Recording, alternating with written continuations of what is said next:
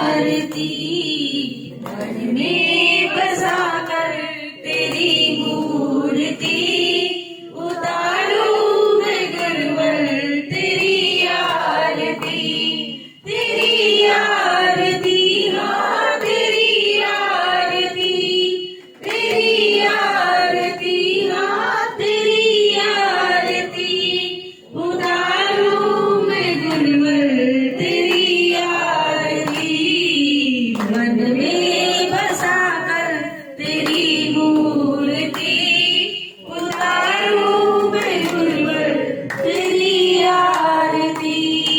करुणा करो कष्ट हरो ज्ञान दो भगवन, मोह में फंसी नाव मेरी तार दो भगवन।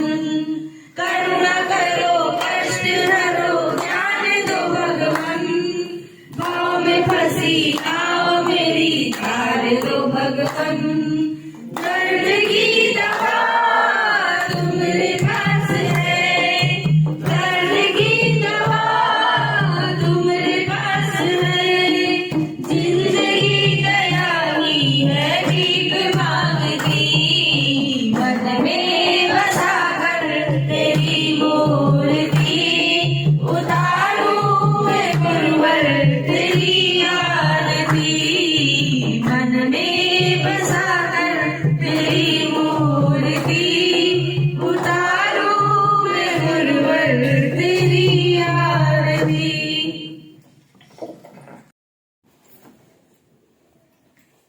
जब अपनी माया को ही मिथ्या जानना है तो फिर दूसरों की माया में क्यों नजर रखें। जिस दिन गुरु को अपने हृदय रूपी सिंहासन से उतारा उसी दिन माया तुम्हें लपेट लेगी। यहाँ तक हुआ था। इसके आगे आज क्या बोलने भगवान, वैष्णो सुजो विषण की माया ते खोवे भिन्न, अपने शरीर से भी उपराम होकर रहो। वो डेरा आसना पर चाहे जंगल में बसेरा हो, नहीं वो डूबता सूरज अमावस्या का अंधेरा हो। राजा जनक प्रवृत्ति में रहकर भी अंदर से निवृत्त थे, इसीलिए सुखदेव मुनि को भी ज्ञान की परफेक्टता के लिए उनके पास आना पड़ा। गुरु के पास कभी भी संशय साथ नहीं लेके जाना, नहीं तो अज्ञान रूपी कोड़ तेरे भी अंदर रह जाएगा। बिना मूल्य दिए ज्ञान नहीं लगता, बिना मूल्य दिए ज्ञान नहीं लगता। सेवा से धन से नहीं पर तन से होती है। सेवा तन से होती है, धन से नहीं। निश्चय दिया जूता जट्टी, गुरु के भी बाहरी व्यवहार में नहीं जाओ। वो इस प्रकार है जैसे लहरें आपस में खेलती हैं, दौड़ती हैं, लड़ती हैं, भले बाधित निवृत्त करके ज्ञानी को जगत भासता है पर वो उसकी कोई हानि नहीं कर सकता। समुद्र में लहरें आती हैं, उठती हैं, जाती हैं, खेलती हैं, लेकिन वो समुद्र को नुकसान नहीं कर पाती, बल्कि लहरें समुद्र की शोभा है। समुद्र की शोभा है, समुद्र को कोई बिगाड़ नहीं पाती है। कैसे? समुद्र के अंदर एक बड़वानल अग्नि होती है जो समुद्र को भी कंट्रोल में रखती है। गंगा जी, जमुना जी, थोड़ा सा उसमें बाढ़ आती है तो शहर डुबो देती है। सोचो समुद्र में बाढ़ आ जाए तो क्या होगा? समुद्र पूरे विश्व को डुबो देगी। समुद्र में क्या होता है? बड़वानल अग्नि, बड़वानल अग्नि होती है समुद्र में, जो उसको कंट्रोल रखती है। इसी तरीके से जो ज्ञान सुनने आते हैं, भक्तों के हृदय में गुरु की बड़वानल अग्नि होती है। वो कोई भक्त भी देखो अपना आपन खो बैठता। सत्संग में आने के पहले आप किसी से लड़ाई झगड़ा होता आप अपना आपा खो बैठते हो, लेकिन सत्संग में आने के बाद गुरु की बड़वल अग्नि आपके अंदर फिट हो जाती है, आप कंट्रोल में रहते हो। नहीं नहीं हमें ऐसा नहीं करना है। तो बड़वल अग्नि जो है समुद्र को कंट्रोल में रखती है। अगर वो कंट्रोल न रखे तो समुद्र में अगर बाढ़ आ जाए तो पूरे पूरे जो है विश्व को डुबो दे, वो इतना जल है। इसलिए कहा समुद्र का जल कितना अथाह, उसकी कोई ठाई लगा सकता, लेकिन जो लहरें हैं वो लहरें समुद्र का कुछ नहीं बिगाड़ पाती, बल्कि लहरें समुद्र की शोभा है और लोग उसको देखने जाते हैं। तो इसका सिद्धांत क्या है? इसी तरीके से तुम्हारे जीवन में भी दुख सुख आएगा, लाभ हानि होगी, मान अपमान होगा, जीवन मरण होगा, ये सारी लहरें आएंगी और तुम उसमें प्रसन्नचित्त स्थिर रहते हो। तो जैसे समुद्र का लोग जो है देखने जाते हैं, लहरें देखने जाते हैं, दर्शन करने जाते हैं, उसी तरह लोग तुम्हारा दर्शन करने आएंगे। अरे इसका इतना अपमान हुआ, कोई चेहरे फर्क नहीं, इतना नुकसान हुआ तभी प्रसन्नचित्त है, गमी हो गई तभी प्रसन्नचित्त है। तो ऐसा व्यक्ति होते हैं, इसको बोलते हैं स्थित प्रज्ञ के लक्षण। गीता के दूसरे अध्याय में ब्रह्मज्ञानी कौन है, स्थित प्रज्ञ के क्या लक्षण है, उसमें इसका डिटेल दिया है। क्या डिटेल दिया है?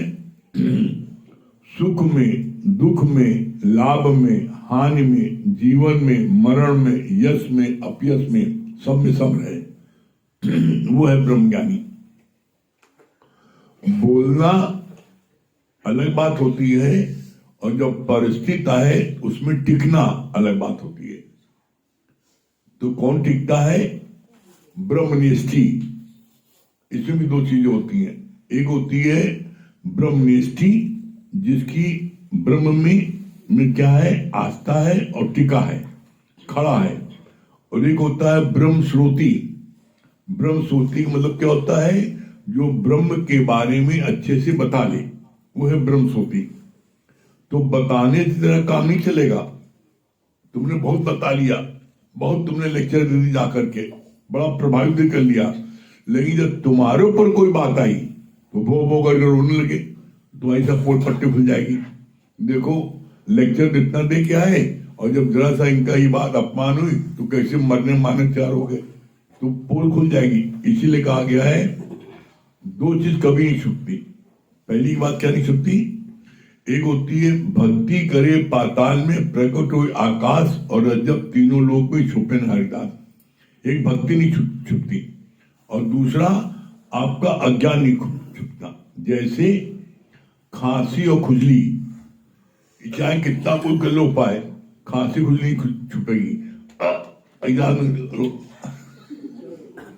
जब बहुत खांसी आएगी और बड़ी सभा लगी बैठी है तो उसको शर्म लगेगी तो वो अपना रुमाल वाल लेकर के कुछ बहाना करके थोड़ा करेगा। और उसी तरह खुजली, अगर खुजली हो रही ना तो इसे देख के खरवट लेगा पड़ से। कोई ना कुछ खुजली भी नहीं खुलती, इच्छा नहीं छुपती। खांसी खुजली इच्छा आ जाती है। तो इसी तरीके से तुम्हारी भक्ति भी नहीं छुपती। भक्ति करे पाताल में प्रगट आकाश, रब जब तीनों लोग में छुपे हरिदास। जो भक्ति करते हैं, कोई जैसे किसी को पुराना है और कोई नया आया, बड़ा अच्छा भजन गाता है, बहुत अच्छा बता लेता है, तो गुरु उसको खूब प्रोत्साहन देता है, खूब प्रोत्साहन देता है। तो जो सीनियर होता है, गट अभी कल क्या है, ज्यादा बक ना करा करो, उसको झपट देता है, गिराता उसको जैसे ये जो है अभी 4 दिन का है, वो पटपट करने लगते हैं। उसको क्या दबाना, तो बोला नहीं, गलत है। किसी की कला को उभारो, किसी कला को बढ़ाओ, ये गुरु काम है। किसी को गिराना ये भारतीय केकड़े काम है। किसी को तुम गिराते हो तो भारतीय केकड़े हो, और किसी उठाते हो तुम ज्ञानी हो। तो कभी भूल करके किसी की कला को दबाओ नहीं। और इसीलिए यहाँ पर हिंदुस्तान में बहुत अच्छे कलाकार, गायक बहुत अच्छी, वो सब उभर नहीं पाते क्योंकि जो लोग होते सीनियर उनको उभरने देते, दबा देते हैं। इसलिए क्योंकि दुनिया में एकमात्र ये दर छोड़ के, दुनिया में एकमात्र दर छोड़ करके हर जगह पैसे का लेन देन व्यवहार है। यहां पर एक पैसे का लेन देन व्यवहार नहीं है। यहां पर गुरु जी ने क्या बोला है, जिस प्रकार से जीवित रहने के लिए 3 चीजें कंपलसरी हैं, इन 3 चीजों में अगर एक चीज भी ना होगी तो जिंदा नहीं रह सकते। वो 3 चीज कौन है? सबसे पहला वायु, हवा। हवा भी 2 मिनट बंद हो जाए सब मर जाएंगे। सूर्य का प्रकाश, सूर्य का प्रकाश ना हो कोई जिंदा नहीं रहेगा। क्यों? सूर्य का प्रकाश ना हो कोई वनस्पति नहीं होगी, कोई अनाज ही नहीं होगा, सब मर जाएंगे। और इसी तरीके से आपके जल ना हो, एक दिन देखो जल नहीं आता, कैसे है तो हो जाती है। ये 3 चीजें और तीनों चीजें परमात्मा आपको फ्री देता है। हवा, आप अभी एक सिलेंडर लगाओ, जिसको श्वास नहीं ले पाता कोई, तो गैस सिलेंडर उसको लगता है ना, सिलेंडर लगता है ऑक्सीजन का, कितना रुपए लगते हैं। आपके बत्ती जलाओ, कितना रुपए लगते हैं। सूर्य का प्रकाश फ्री मिलता है, जल फ्री मिलता है। तो बोला जैसे तीनों चीजें फ्री मिलती है, इसी तरीके से पहचान दी है। जहां ज्ञान फ्री मिले तो समझ लेना परमात्मा ज्ञान है, और जहां पर रुपए पैसा चढ़ा करके ज्ञान मिले वो व्यापार है। तो एकमात्र ये दर गुरु का ऐसा है जहां एक पाई पैसे को चढ़ावा नहीं। तो इसलिए हम सब बड़े भाग्यशाली हैं जो ऐसा सच्चा दर हम लोगों को मिला है। फिर कितनी अच्छी बात भगवान ने बोली, कितना अच्छा यहाँ पे भगवान ने इस बात को जिक्र किया। वैष्णो सो जो विष्णु की माया से होवे भिन्न। वैष्णव कौन है? जो भगवान की बनाई माया से में फंसे नहीं। जो भगवान की माया फंस जाता है, चाहे बेटा फंसे, चाहे पत्नी फंसे, चाहे पति फंसे, चाहे दुकान में, चाहे मकान में, चाहे जमीन में, ये सब भगवान की माया है। इसमें जो फंस जाता है वो नहीं। वैष्णव वो वैष्णव है जो परमात्मा की माया में न फंसे, वो है वैष्णव। फिर क्या बोला? अपने शरीर से भी उपराम होकर रहो।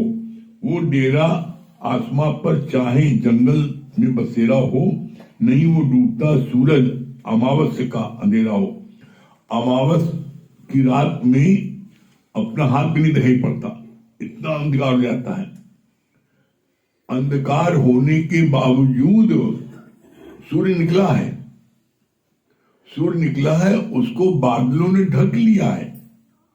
इसी तरीके से तुम्हारे अंदर भी वो परमात्मा तत्व अंदर है, लेकिन तुम्हारे विकारों ने उसको ढक लिया है, जिसके कारण से वो प्रकाश नहीं दिखाई पड़ रहा है। अज्ञान है क्या? प्रकाश नहीं है, एब्सेंस ऑफ लाइट। अगर अंधेरा है तो इसका मतलब ये कि प्रकाश नहीं है, अंधेरा है। तुम्हारे को ज्ञान नहीं है तो तुम अज्ञानी हो, और ज्ञान जो है वो मिलता है सिर्फ गुरुमुख से। कोई सोचे हम किताब पढ़ लेंगे, घर बैठकर किताब पढ़ लेंगे, चाहे तुम 100 किताब पढ़ लो, किताब पढ़ोगे तो तुम्हारी बुद्धि कितनी है? तुम्हारी बुद्धि है सत्यनारायण की चंद्रमित की प्याली बराबर। और शास्त्र जो है वो है समुद्र। अब तुम समुद्र को प्याली भरना चाहते हो तो क्या होगा? ये तो प्याली फट जाएगी। इसी देखो जो लोग ज्यादा सांस पढ़ते पगला जाते हैं, वो पागल हो जाते हैं या बड़े अहंकारी हो जाते हैं। तो शास्त्र पढ़ने पर आदमी अहंकारी हो जाता है, लेकिन गुरु मुख से सुनने पर उसके अंदर क्या है? नम्रता आ जाती। क्यों? क्योंकि कभी वो नहीं कह सकता ये ज्ञान मेरा है, ये ज्ञान गुरु का है। डाकिया के तौर पर तुम्हारी अमानत थी, गुरु का ज्ञान तुमको दे दिया। तो कभी भी सुनाने वाले के अंदर में अहंकार नहीं आ पाता है, जो गुरु के सम्मुख बैठ के सुनता है। और जो किताबें पढ़ के लेक्चर देता है उसके अंदर में बड़ा अहंकार आता है, और वो इस बात को महसूस करता है मैं गुरु तुमसे।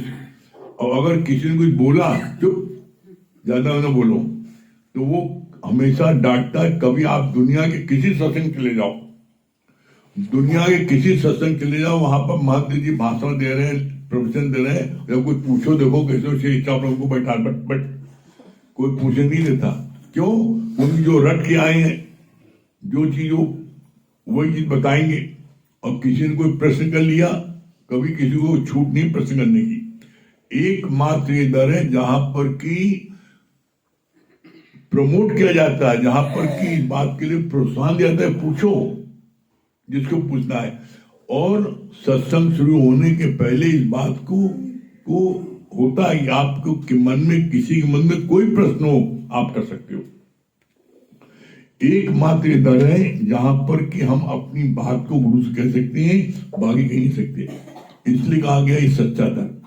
फिर कितनी अच्छी बात बोली भगवान ने कि सूर्य जैसे उसका प्रकाश धरती पर नहीं है, अमावस की रात है तो बादलों ने उसको ढक लिया है, लेकिन सूर्य निकला है। उसी तरीके से तुम्हारे अंदर परमात्मा है, ईश्वर अंश जीव अविनाशी।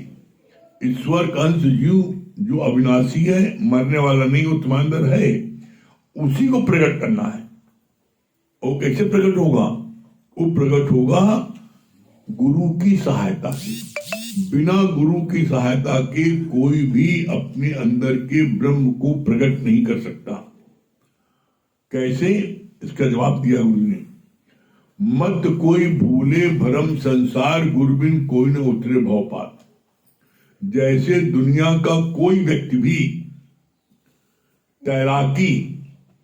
तैरना नहीं सीख सकता बिना साकार गुरु की सहायता के।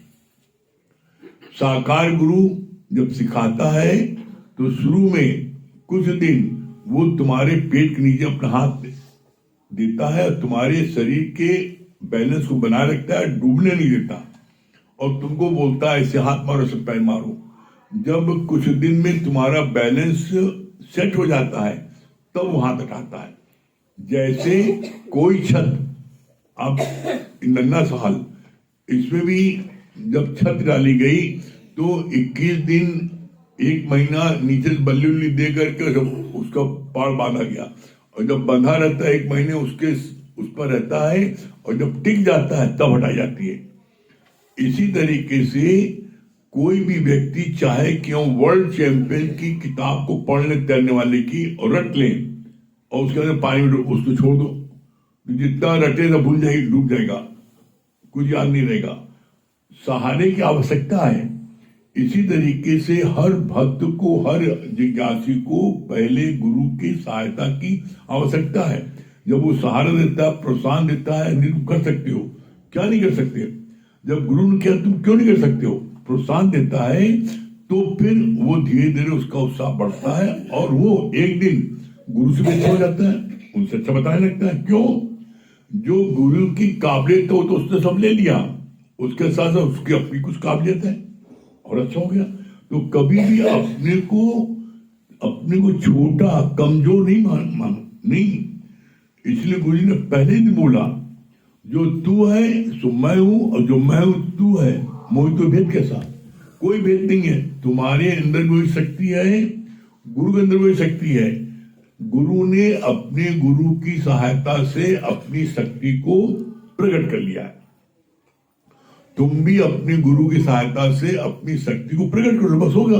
इतनी सी बात है, उसमें क्या दिक्कत है?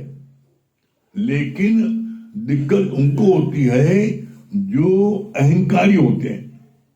वो अरे हम जानते हैं, हमको क्या बताई, हमारा बाल थोड़ी सफेद हुआ इसे। और इस बदली जो बुढ़े लोग होते हैं ना, बड़े किचानियां होते हैं, वो जो है हमारा बाल सफेद, कल की लड़की हमें सुनेगी ज्ञान बताओ। हम यहाँ देखते हैं जो हमारे नौरतनिया है बताते हैं, तो हमसे कई बार इस बात को मेरे कान में आया, का सुनी उनका, हमारे साथ तो पैदा हुई, हमें सुनी ही नहीं। ये अहंकार है। उनका का सुनी नहीं, हम तो 1.5 सीसी ले आए थे, आप बैठते नहीं ना, जब आप बैठे तो वहां पे उनका अच्छा भी गया। तो ये सारी चालाकी जो है इंसान की होती है, अपने ईगो को वो जो हमेशा परखना चाहता है, नहीं मैं बड़ा हूं। और जो बड़ा है तो उसका हल्का होता है, दही बड़ा फेंक फेंक करके, फिर जो है खूब गर्म खौलते तेल में उबाला जाता है और फिर ठंडे में ढकेल देते चल, फिर दही में नीप लगाते हैं। जहां बड़े बने तो बड़े की तरह जो फेंटा जाएगा, उबाला जाएगा, छाना जाएगा और फिर बाद में नमक मिर्च डाली जाएगी, खटाई। और बच्चे बन जाओगे तो सारी बलाओं से बन जाओगे। कभी बड़ा होने की मत सोचना, छोटे बन जाना ही दरअसल बड़े होने की निशानी है। जब तुम छोटे बनोगे बड़े ऑटोमेटिक हो जाओगे। कैसे? बोला, आप क्या बोला गया? You are son of God. तो जो सन है वही तो कल पिता होगा। लेकिन बचवा कोई 5 साल की अवस्था में मोछा सा लगा लो, कैसा लगेगा? तो अपनी अवस्था के अनुसार तुम खुद ही बड़े हो जाओगे, खुद ही मान्यता मिल जाएगी। लेकिन जल्दबाजी करोगे। बहुत से बच्चे लोग क्या होते हैं, वो 12 साल में दाढ़ी बना लेते हैं, हम भी बड़े हो जाए, मूछा हो जाए पापा की तरह, तो कितना खराब लगता है। सहज में बी नॉर्मल एंड नेचुरल। जितना आप सहज रहोगे, जितना सरल रहोगे, उतना आप जो है क्या है, मन में आपके शांति रहेगी। और क्या है जीवन का लक्ष्य क्या है? The aim of life is peace of mind. जब भी कोई कर्म आप गलत करोगे, आपका मन आपको धिक्कारेगा, मन शांत करेगा। तो कोई कर्म करते ऐसा क्यों जो आपको मन आपका हिलाए डुलाए? मन में शांति है, और शांति से बड़ी कोई चीज नहीं है। आपके पास कितना भी धन दौलत हो जाए, लेकिन अगर मन अशांत है तो सब बेकार है। इसलिए, और शांति मिलेगी कब? जब गुरु के वचनों को धारण करोगे। गुरु के वचनों को धारण करोगे तब शांति मिलेगी। हाँ, और जब अपने मन के वचन धारण करोगे क्या होगा? अशांति मिलेगी। तो भैया ने जवाब दे दिया।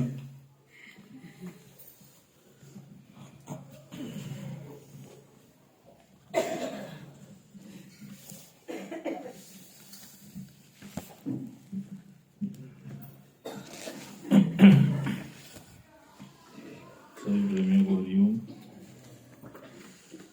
देखिए, जैसे वाणी चल रही थी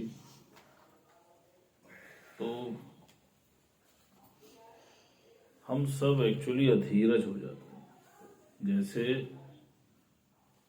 शास्त्रों में भी लिखा है, धीरज धर्म मित्र और नारी, आपत कल परखिए चारी।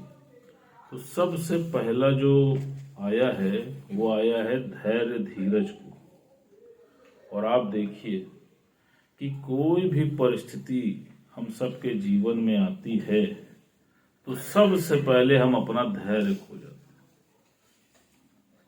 अधीरज हो जाते हैं, हड़बड़ा जाते हैं, परेशान हो जाते हैं, बदहवास हो जाते हैं, इधर उधर बगली झांकने लगते हैं। आप देखो, कभी आपने चिंतन किया कि आप सोचो,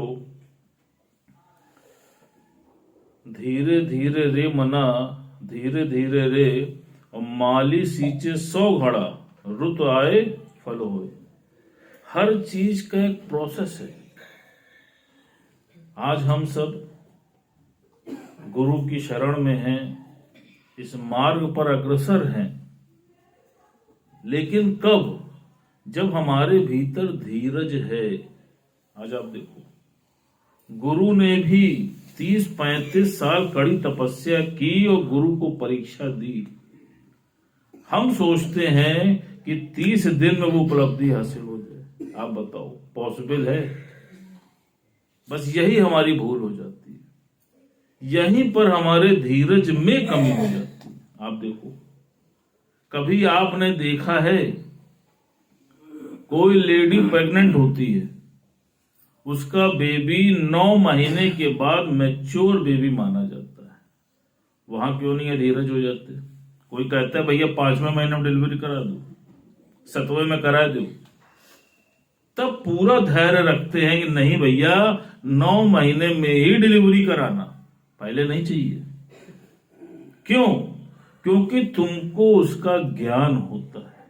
अगर प्री मैच्योर्ड बेबी हो गया तो वो कमजोर हो जाएगा। ठीक इसी प्रकार अगर तुमने भी अधूरा ज्ञान सुन लिया तो तुम भी कमजोर हो जाओगे, तुम्हारी भी जड़ मजबूत नहीं हो पाएगी। आज आप देख लो, कोई भी फल को देख लो, आप प्रकृति से सीख सकते हो। कोई फल होता है, बीज पड़ता है, और बीज जब मट्टी का संग पाता है, अपने को मिटा देता है, तो जितना समय फल उगने में लगता है उतना ही तो समय लेता है कि पहले हो जाए। आज आप बताओ। फिर दूसरा उदाहरण अपने से ले लो। आज हम सब इस मनुष्य की योनि में आए हैं तो धीरज रख के ही तो आए हैं। 84 का चक्कर कंप्लीट करके ही तो इस मनुष्य की योनि में आए। आज आप बताओ। तो हर जगह जिस भी क्षेत्र में, चाहे वो व्यापार हो, चाहे वो पढ़ाई हो, चाहे वो सत्संग हो, चाहे वो परिवार हो, आज आप देखो जहां पर भी आप बैठे हो तो जब धैर्य से आपने परिस्थिति का सामना किया तो आपको जीवन में उसका समाधान मिला, और अधीरज हो के उसका सामना किया तो आप देखो क्या हुआ, उसका सर्वनाश हो गया। कहते नहीं है कि अगर अभी तुम्हारी बुद्धि भ्रष्ट हो जाए तो तुम्हारा अभी सर्वनाश हो जाए। कोई भी कितनी भी कठिन परिस्थिति जीवन में आ जाए, अगर आप अपना नियंत्रण नहीं खोते हैं, और नियंत्रण खोते कब है? जब आप अपने को गॉड से अलग महसूस करते हैं। गुरुजी ने बहुत सुंदर बोला, कहा ये हाथ तुम्हारा है और ये हाथ गॉड का है, तुम इसको मिला दो। अब क्या हुआ? तुम गॉड के हो गए, गॉड तुम्हारा हो गया। कोई परिस्थिति जीवन में आती है तो तुम परमात्मा को अपने अंग संग महसूस करो, और जिसके साथ परमात्मा खड़ा है, आप बताओ उसकी परिस्थिति कुछ बिगाड़ पाती है क्या? अर्जुन के आगे भगवान कृष्ण खड़े थे तो क्या कोई कुछ बिगाड़ पाया? बस यहीं पर हम अधीरज होते जाते हैं। और जो धैर्य से चल रहा है, आज आप देख लो, धीरज रख के सत्संग में आते हैं। हाँ, एक चीज का परहेज अवश्य करना। जैसे गुरुजी ने बोला कि अभी तुम्हारी लौ जो है वो मशाल नहीं बनी है, अभी वो लौ है। तुमको उस लक्ष्मण रेखा के भीतर ही रहना है, बाहरी लोगों से परहेज करना है, नहीं तो क्या होगा, वो तुम्हारी वृत्ति को भंग कर देंगे। आप देखिए स्टूडेंट लाइफ में, मुझे आज भी याद है, हम और अन्नू भैया 11 महीने खेला करते थे, पढ़ते ही नहीं थे। और लेकिन 1 महीने पहले कमरा बंद करके, किसी से मिलते ही नहीं थे, कमरा बंद करके कॉपी किताब लेके और दिन रात, सुबह से रात तक सिर्फ पढ़ाई करते थे, किसी घर वाले से भी नहीं मिलते थे। और उसका परिणाम यह होता था कि फुल स्टॉप और कामा तक हम लोग को याद हो जाता था। जिसको सुनाते थे कि भैया सुन लो, तो उससे कहते थे पेज पलटो, कामा आ गया। तो वो भी चौंक जाता था कि अरे क्यों? क्योंकि उसके सिवा कोई भी पिक्चर माइंड में नहीं जाती थी। आज आप देखो, तो कहीं पर धैर्य रखा ना। हम लोग परहेज नहीं कर पाते हैं, धैर्य नहीं रख पाते। आज आप सोचिए, अगर ये धैर्य हमारे जीवन में आ जाए, इसीलिए गुरु जी क्या कहते हैं, स्थिर मन ब्रह्म और अस्थिर मन संसार। जिसका मन स्थिर हो गया है, आप समझ लो उसको जीवन में कोई भी हिला नहीं सकता। ये चैलेंज है। लेकिन ऐसे ही स्थिर नहीं होगा जब तक ज्ञान भीतर नहीं जाएगा और उसका अनुसरण नहीं होगा, तब तक जीवन में स्थिरता नहीं आएगी। अब स्थिरता आगे भी बनी रहे तो आप लोग भजन सुन लीजिए। हरि ओम।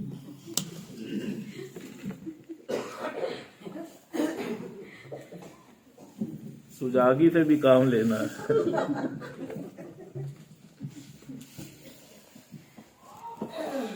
सभी प्रेमियों को हरिओम राम राम। सारे जहां की मालिक तेरा ही आसरा है, राजी है हम उसी में जिसमें तेरी रजा है। सारे जहां के मालिक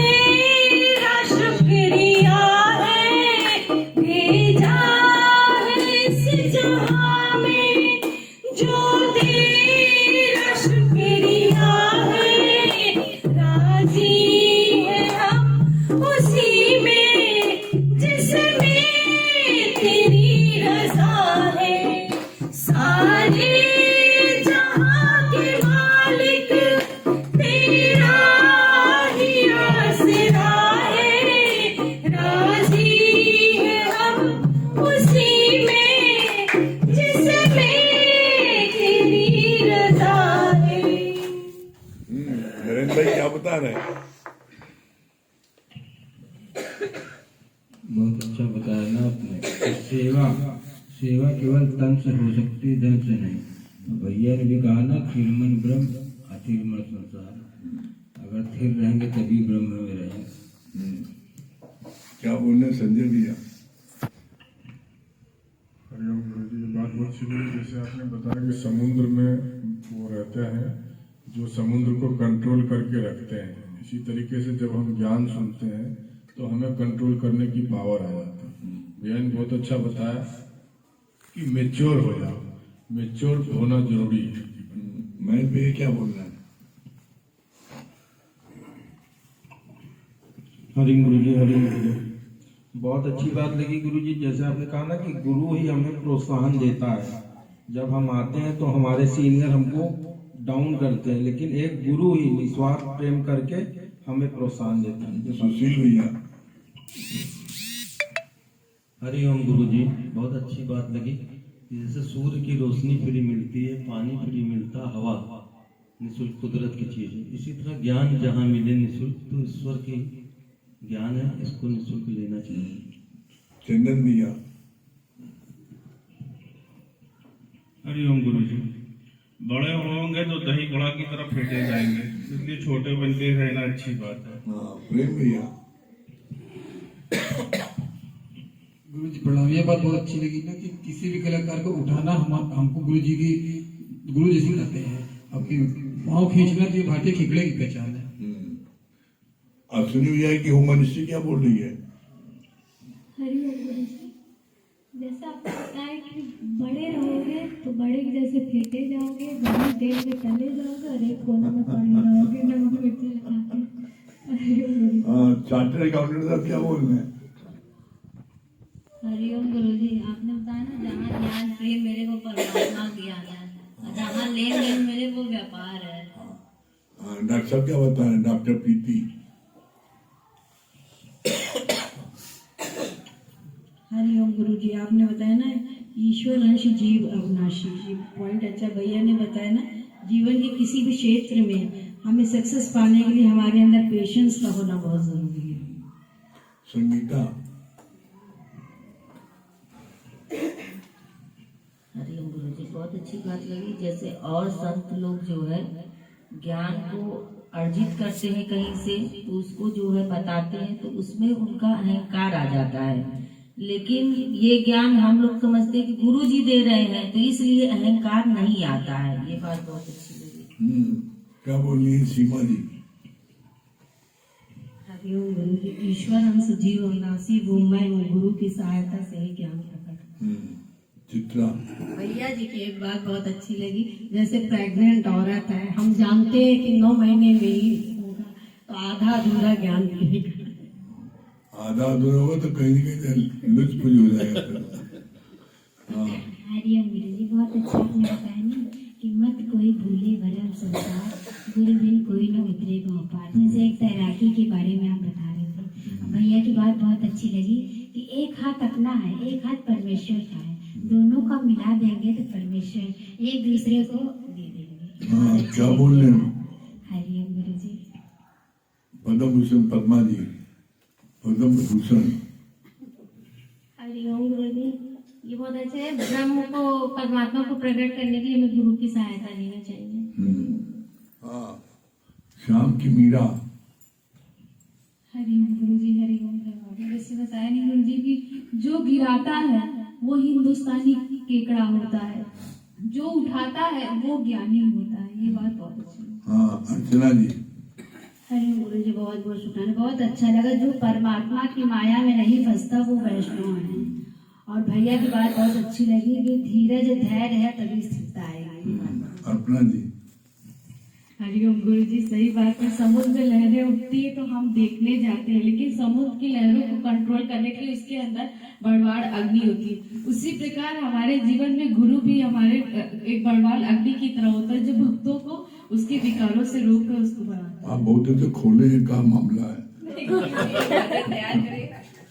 एक्चुअली इस वक्त पूरे संसार देखिए राम मंदिर के लिए पर चल रहा है, उसी पे छोटा अपना हृदय खोले, देखो और इन बार अंदर अंदर कुमड़ा हम तो देख ही ना रहे, हम खोले की जैसे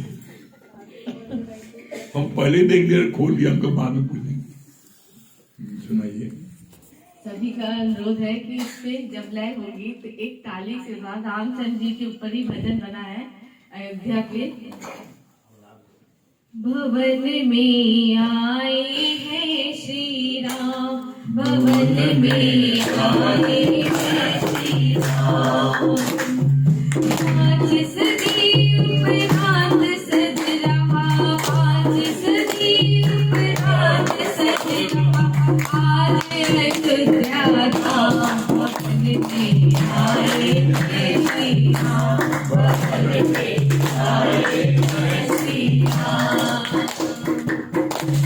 अयोध्या धाम को वंदन, जहाँ जन्मे रघुनंदन, नमन उस भूमि रज को लगे है पावन चंदन, नमन उस भूमि रज को लगे है पावन चंदन।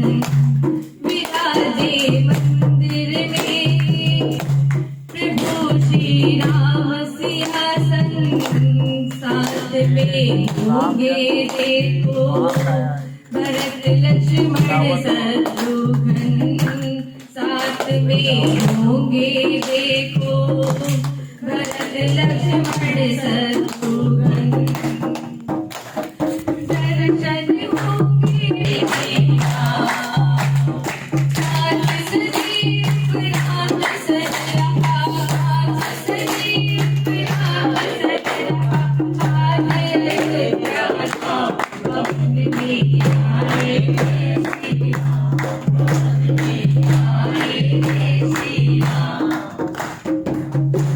अवध में खुशियाँ छाई, मंगल घड़ियाँ आई, आज खिल गई है फिर से दुनिया की बुरी मुरझाई। सनातन सूर्य उगेगा, नजारा अद्भुत होगी अभिलाषा, बनेंगे बिगड़े काम। प्यासे के दो जन होएगा, भवन में आए हैं श्री राम, भवन में आए हैं श्री राम। पाँच सदी उपरांत सज रहा, पाँच सदी उपरांत सज रहा, आज अयोध्या धाम भवन में आए हैं श्री राम। अनुपम अद्भुत प्यारी सी सूरत होगी, अलौकिक अनुपम अद्भुत प्यारी सी सूरत होगी। बोले काजी और नटवर हमारे राम लला है, कृपा भक्तों पर कर दे, निराली इसकी कथा है, कृपा भक्तों पे कर दे, निराली इसकी कथा है। दर्शन करने चलो भक्तजन, दर्शन करने चलो भक्तजन, अपना वरदान भवन में आए हैं श्री राम, भवन में आए हैं श्री राम। सदी उपरांत सज रहा, आज अयोध्या धाम भवन में आए हैं श्री राम, भवन में आए हैं श्री राम, भवन में आए हैं श्री राम। आनंद की, आनंद की।